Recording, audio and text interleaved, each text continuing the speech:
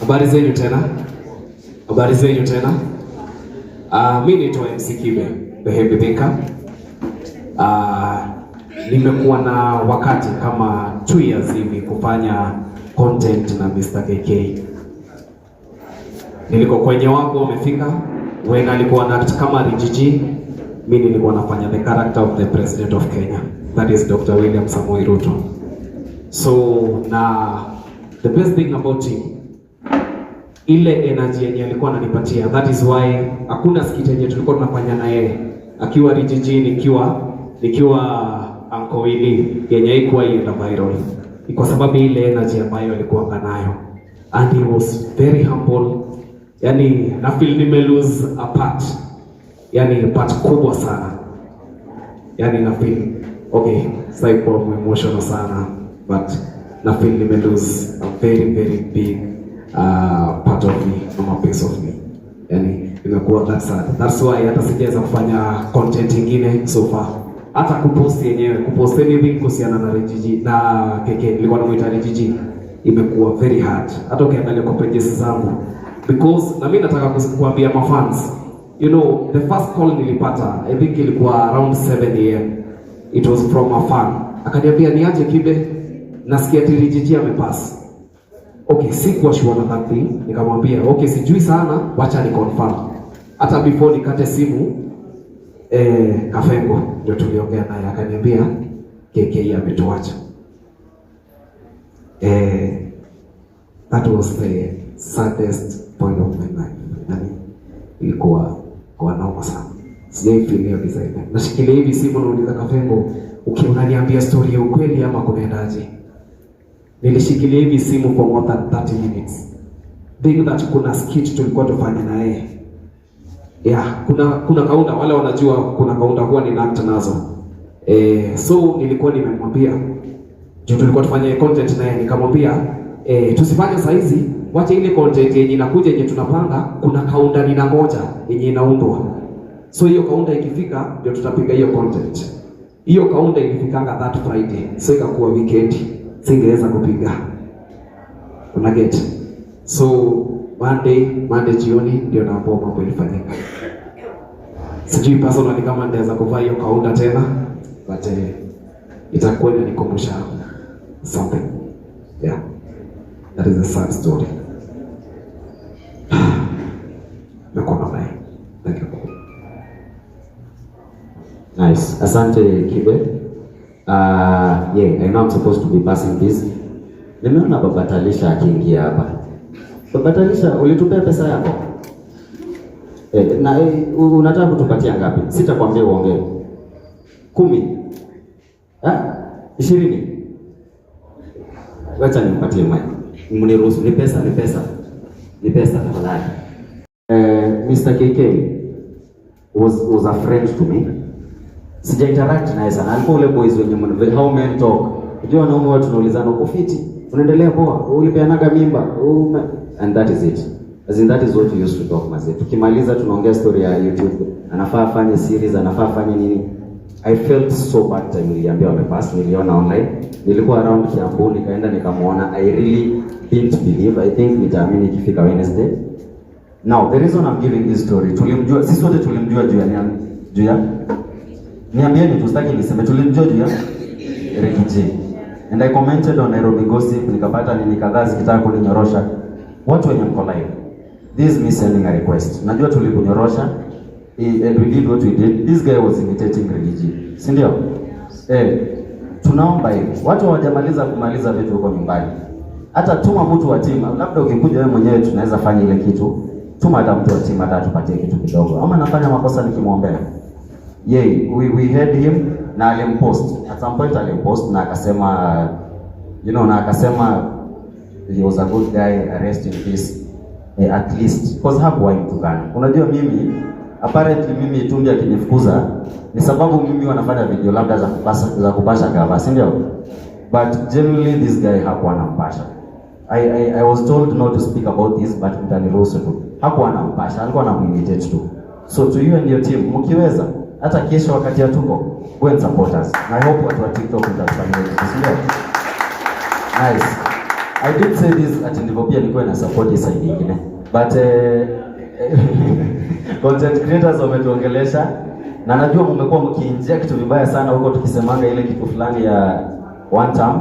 But we have Dennis Itumbi and the team here. Simtanipea ruhusa tu watu salimie. Wametupatia ndio wamekuwa wakitupea cash every now and then. I'm requesting sijui ni Morigo ndio taita nitie Butita and the team.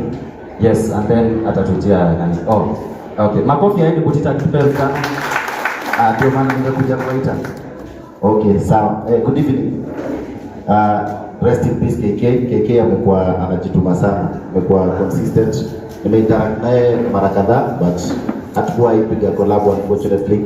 But we are here for him at least aende poa na familia yake pia tuweze kupatia support mali naweza, si ndio?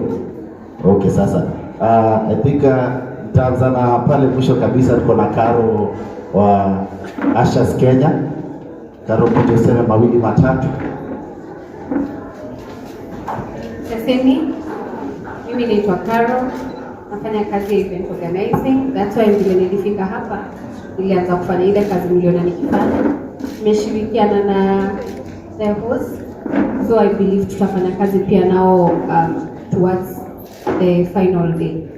However, mimi na mwenzangu tulifika hapa tukapata kuna challenge ya hall. Tulikuwa pale pengine nikaahidi Kabugi that I will assist, so kwa hiyo 15,000 naongeza 7,000 azindikishwe na Kabugi. Haya, tuko na Murigo anaishi wapi? Ya kutoa hiyo 7,000 ya kutoa. Tuko na Murigo, chief of staff special programs, and unasimama unashuka ukiweka kitu. Unaweka ngapi? Finya ama tufinye kesho? Finya ama tuseme wanta? Okay, sawa. Haya, na tuko na Caroline, wewe utaongea. Ndio mdosi wa Radical, kama mwesikia Radical. Asante Bwana, Bwana asifiwe. Praise God. Kwa majina naitwa Caroline. Mimi ni managing director wa kikundi naitwa Radical Kenya. Radical Kenya is a youth association, and our biggest job is to connect ideas and dreams to reality by giving the youth platforms and opportunities in different sectors in this country. Poleni sana to the family of KK and friends and the content creators fraternity. KK is also a youth like me, and every time we lose a youth, we have buried so many dreams, we have buried a vision that had not come to maturity. But yote ni ya Mungu, so nasema poleni sana. My friend hapa Ashas, CEO Ashas Kenya, amesema ametoa 7,000 kwa ile 15,000. So tuko na negative ya 8,000. Mimi nitamjazia hiyo 8,000. 8,000. Tuko na mheshimiwa Young MCA kutoka Kiambu. Njoo hapa. Bado ni MCA, huni mweshi. Habari zenu tena. To the faces we've not met. My name is Chiko Muturi. Mimi ni MC hapa Kiambu. Huko Kiambu, Nairobi. Huko Kiambu. And I'd like to pass my condolences kwa familia ya KK and to the youth of Kiambu who I represent at the assembly. We've lost one of us, and also to the youth of Kenya because Kenya need to sisi wote. Na ningependa pia kuambia I am very happy to see you guys come together to support one of your own. Mumetoka from all walks of life. Nilikuwa nasikia mkijiintroduce. So I realized that Kenya, we will always come together to support each of our own. My word to all of you that you may muendelee kukua hivyo and let not your differences in your interests make you not unite together for anything. So as you pursue your different interests as content creators, I pray that mutakaa hivyo, mshikane, that you will not lose what joins you all together, which is becoming content creators. On the part of the support to the family, we have already contributed, and I think my boss Dennis Itumbi atasema tulikuwa mahali tukafanya mpango ikakuwa pamoja. Asanteni sana na Mungu awabariki. Asanteni sana. Unamzindikisha pia. Anaomba akuzindikishe. Wewe ni nini? Kwani hivyo ndo unafanyanga sharing mbele ya watu? Wewe content creator. Iko sawa. So kabla niite Itubi, wacha nimalizane kwa sababu anaweka stakes high. Nitoke hapo wa mwisho niumie. So mimi nitasaidia mali naweza, nitatoa 20. Nitatoa 20k. Kwa sawa. Alafu before ni introduce Itubi, nimeona content creators kama 50, 60. Facebook inalipa. Wangapi wanalipa na Facebook? Nani Facebook yake kwa active for? I think Itubi tutatusaidia hapo. Some content creators ishakuwa active, wengine bado hajakuwa active, so we don't know the criteria yenye inatumika, but kuna wale hao already roll out, si ndio? So I think vitu kama hizo pia tunaweza saidia, at least wasanii wanaweka content daily, with or without collaborations za corporate, pia wanaweza make pesa, si ndio? Iko sawa. So allow me to welcome the head of creative economy coordination and special programs, Bwana Dennis Itubi. Ona na goma.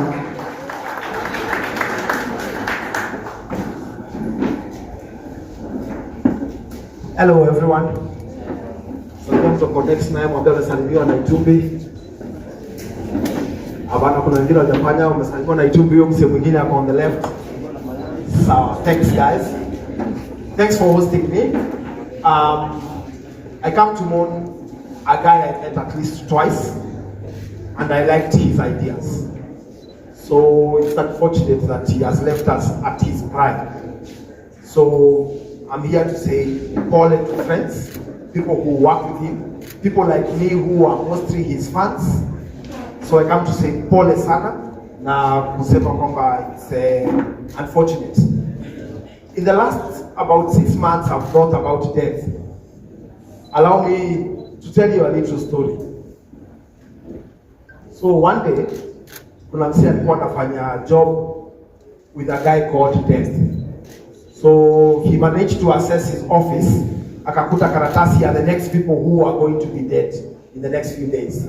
So kwa hiyo karatasi, huo msee ndiye alikuwa number 1. So tuite huo msee Jemo, na kama unaitwa Jemo si wewe. So akakuta jina yake ndio ya kwanza, Jemo. So he was the next one who was going to die.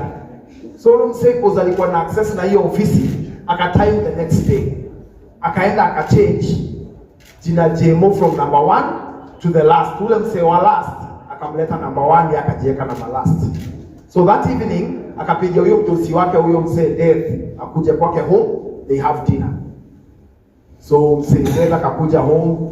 Sasa after dinner jamaa akamwambia hakuna mtu mwingine ashainichinjia mimi kifo, mpuzi, you are the first one. So kwa sababu ya hiyo wewe ndio ulikuwa ukufe next, ulikuwa number 1, sasa nakuweka number last. So the guy, because now obviously sasa ndio akasema ule msee alikuwa number last ndiye atamleta number 1, na ule ako number 1 atamleta number last. Kumbuka alikuwa amechange hizo majina, so ile jina yake ilitolewa number 1, ilitolewa number last, ikaenda number 1, and he died the next person. So death does not choose any of us. It comes at our time of death. Hata ufanye nini, at your time of death, you will die. That's number 1. I only have 3 points. Number 2, government, since we took office, we've done our part. But there is a lot more to be done. Number 1 we did was content monetization. We let us say our Facebook. 2022 December, 2023 March, and by 2024 April, we managed to convince Facebook to do content monetization for our content creators. It was a fight we did here and in New York. The president personally met the owners of those platforms himself. I personally went to South Africa to meet with TikTok top leaders, including the owner. TikTok has yet to do what you would call proper monetization. They are doing what they call peer-to-peer monetization. So they are still on that, and we are still having a debate with them on how to advance. Facebook has, kwa sababu nasikia challenge hapa, Facebook has opened up monetization, and it is monetization that matches the best countries in the world. In fact, in Africa, we are among the top countries that enjoy the best form of monetization, because Facebook has 3 kinds of monetization. We are in cluster 1 of that monetization. Wale wase wajapata, do the first test, enda kwa professional dashboard yako. Kama una run Facebook profile, change it to a page, because you will only enjoy it better when you have a page. Turn it to a page, then angalia professional dashboard, enda content monetization. Itakuuliza swali hapo sometimes, why should we monetize you? Jibu, and it's going to be active for you. In fact, in my own opinion, the highest level of monetization in terms of the content is on Facebook. The other thing is, a majority of the biggest social media in Kenya till now is still Facebook. TikTok has the most of this generation that seated here, but in terms of the most people in a platform, Facebook still ranks number 1, and I'm telling that from a level of authority. So it is good for you, hata kama una your page, go open a page today so that you benefit from that monetization. That comes with Instagram because it's owned by Meta. Now, WhatsApp is soon going to roll out that too, and I don't know how they intend to do that monetization. When that time comes, we'll have the discussion. In terms of, which is the other one platform I've left out, Twitter. Twitter has monetization. It is what you do with your Twitter that gives you monetization. For a long time, I told Edith Botita, I was telling I'm earning from Twitter and I don't understand why I'm earning. So now I know. So first, get on Twitter, read their terms and regulations. Unajua mara nyingi tukiingia platform, kwa hiyo terms and regulations we don't read. Tunapelekanga tu tick, tunaendelea. So please read their terms and regulations, then you will start earning from X. So it's important for you also to get in that platform. So monetization, we have done our part. Number 2, I want to challenge you as content creators. Nimewasikiza hapa, I have taken my time. Isipokuwa time moja nimepigiwa simu hapo which I put avoid taking. But I've listened to most of you. I challenge you, hii sasa gava yezi fanya. Ni nyinyi mfanye, then sisi to invest. Start a content creators circle. Nyinyi wasee wengi sana. Hakuna haja tukujange harambee hapa. When you can actually help yourselves. All of you guys should be able to own houses, should be able to be driving, and there is a way to do it. Start a circle. Ukianzisha hiyo circle, ukiregister, and if you come to me, I will help you to register the circle. Come up with officials. You start contributing to a circle every month. Once you start contributing, you can create kit where you can be able to borrow money from at your own interest rates, because in the end, you can decide 1%, 2%, or 3%. And that way, instead ya harambee, mimi nikienda mkuja harambee yangu ama nikiwa na issue, we will come for harambee to put money in that circle for you to be able to borrow to advance yourselves. Because you guys are among the most stirring people in Kenya because you have created jobs for yourselves. You have done broadcasting houses from KBC to our own houses. Whether you live in a bedsitter, 1 bedroom, 2 bedroom, or 3 bedroom, you have done those to be the broadcasting houses. All we need to do is for you to get the money. Tusiongea alafu tukutane tena turudie the same talking points. So if you form a team of about 5 people, watu 5, waone ule mkubwa pale anaitwa Nimo. Huyo Nimo hapo akitoka hapo mchukue namba yake. Mkijipanga muone, kama mnicheki to organize, because you have to organize yourselves to benefit from this content creation platform. That's my second point. And on that, it is also where we create a place where we can negotiate. Tukiwa kwa organization, we can call TikTok here na tuambie hivi ndio tunataka kufanya, wasipofanya tuanze TikTok yetu ya Kenya, and we create our own monetization from there. But we can't be able to do that when we are all divided and doing our thing. We come together and have a strong movement that can negotiate. Having said that, I will invite TikTok Global, and this one I will ask my friend Butita to offer his company SPM Bus to organize us. We have a one-day thing. I bring the top leadership of TikTok. We raise the issues you have raised here. Unajua TikTok sasa ni platform ya mtu mwingine, si ya Gava. So Gava can only do much, lakini nikiwaleta hapa muongee now, you can be able to raise those issues. So I'll bring those guys. I'll organize with Butita, then you can be able to ask the questions direct. So, finally, leo ni siku ya pesa. Nimesikia siasa imetupa hapa kidogo. I will not go to that side. When I want to do politics, I will come and do politics. But today I will not do politics. Because anyway, politics iko 2027 as far as I'm concerned. Sasa hii tusaidiane. Wewe unipatie ile idea unadhani kama inafaa kudu, because I also have ideas up to some point. Lakini wewe ukiwa umeketi hapo maybe uko na idea kama inafaa kudu, usingoje 2027 kuuliza maswali. Tupa hizo ideas sasa hii, we try them.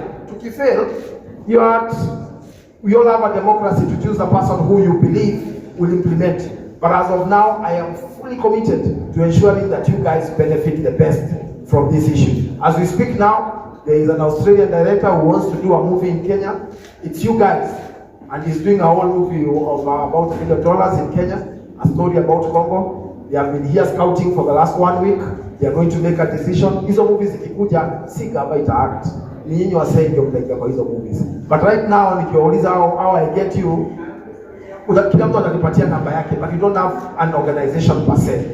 Hata hapa mimi wenyewe mkiongea mnasema sikukutana na huyo msee. In fact, there is a guy who has put it very clearly, amesema sikukutana na huyo msee kwa sijawahi muona mahali na sikuwa na opportunity ya kumuona mahali. But when you have an organization, it becomes easier to reach out to you guys.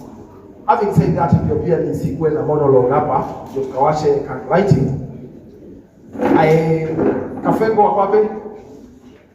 Ama ametoka? So I had a chat with Kafengo and the mother of KK today. So Kafengo, nilikuwa nasema leo nilikupigia simu and we spoke to the mother of KK. So before I go to that bit, nikiwa nimeketi hapa, the governor of Nakuru, Madam Susan Kihika, amenipigia simu nikamwambia niko kwa hii function, amenitumia 200,000 shillings. Hii timu yote, Radical, LCA au watu wote wameniongezea 100,000 shillings. Mimi nitaweka 100,000 shillings. MP wa mahali ambapo tunaenda kupumzisha ndugu yetu anaitwa Mburu Kaangara, 100,000 shillings. Kimani Ishumwa amesema ataniongelesha tena, majority leader ataniongelesha tena leo usiku, lakini kwa sasa nimemwambia lazima nitoe kitu yake akiniongezea kesho, kwa sababu kesho I intend to go kwa mama huko Rari. For now amenipatia 100,000 shillings. That's 500,000. Then the President of the Republic of Kenya, Dr. William Ruto, wengine wanapenda kumuita Zakayo, wengine wanapenda kumuita Kasongo, hiyo yote ni majina yake. Amesema hata mkisema Masbo, ametoa 1 million shillings. So wakati niliketi hapa, niliuliza how much is remaining for the budget, nikaambiwa ni 1.2, sasa ni 1.5, tumemaliza hiyo kazi. Lakini pia niliomba Kafengo hiyo pesa yote niko nayo, lakini nimeomba niende nipatie mama pale nyumbani. Ndio yeye ajue vile ata organize hiyo mambo yake na vile atafanya. Si mnanikubalisha? Hapo mimi kesho nitatafuta marafiki wengine kadhaa so that we see what else can be added. So wale of you who are free, tuende kesho we sing with mom. We encourage her even as we wait for Wednesday. So if you are available tomorrow, tuende pale Rari, we have a conversation. If you are available, waambie Kafengo, mimi na yeye tutapanga transport ya how you get there and how you come back. So ukiregister na yeye ataniambia before alale, we speak to him. I speak with him until midnight. So yeye akiniambia mimi nitapanga mambo ya transport. We just go and sing together with mom, dance with her, say pole, be the son who has gone, at least for tomorrow. Kwa sababu siku ya burial, even if we are standing with her, it's not the day when you are able to dance and do your thing. Siku ya burial iko na program. Kesho haina program, we are the program. But pia siku ya burial tukutane pale, we say goodbye. And as you do your content and you do your politics, always remember at the end of the day, unaona wase umesimama hapa, ile siku utakuwa mgonjwa, ama the day utakuwa na wedding, ama the day you will have something, ni hao wase watasimama na wewe. It will not be politicians, it will not be people out there. It is always you and the other person. Invest in each other. God bless you and keep you. Thank you. Bwana Dennis, Mr. Dennis, tungeomba for the sake of KK, we have a problem accessing Kirigiti International Stadium for the sake of candlelighting. Organize that for us. Itafanyika kesho at 7 p.m. at Kirigiti, mahali alikuwa anaishi. Hiyo shughuli ni swali la serikali, kwa hivyo itafanyika. Muendelee na mipango. Nice. Asante. Tuwapigie tu makofi. Tumeambiwa kesho wanaenda Si Kapengo utatupatia masaa cause we also had a team yenye ilikuwa inaenda huko kesho. Anaweza tupea masaa hapo tutaenda naye. Allow me because it's a money thing. We have adequate safaris. Babati ananisikia. Adequate safaris on tafadhali just come. And as we wait for her to come, tumesema tunafanya candle lighting. Tukimaliza tu saa in like I'm so sorry for coming back. There was some requests for two guys who are doing some events. Mpangane tena na Limo. Sometimes kwa sababu tunasikia for next month na September. So sometimes hapo towards early August, each of you I'll give you 100,000 shillings. Mjipange na tickets. Asante. Na tunaomba msituache kama hatujawasha candle. Nilikuwa naita the girlfriend. Kindly, we have a candle lighting after this.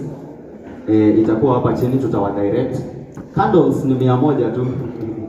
Candles ni 100, mtakuwa mnauziwa hapa tukitoka. Watu wa treasury tafadhali mkuwe na candles zenyu pale. Sawa? Yay. The girlfriend, kindly. Tunyamaze tu kidogo tu. Kidogo tu. Hi guys, my name is Pauline. My name is Peter. All of you for showing up here. For showing up here. I have no much to say. I'll tell you thank you. And he's up me rest in peace. Thank you. Isaidie na mic. Sorry. Haya. Mike, nimeambia uko hapa, the cameraman, tuwevie tu kindly. Tuwevie tu. Tafadhali for the sake of the candle lighting. Simama tu hapo.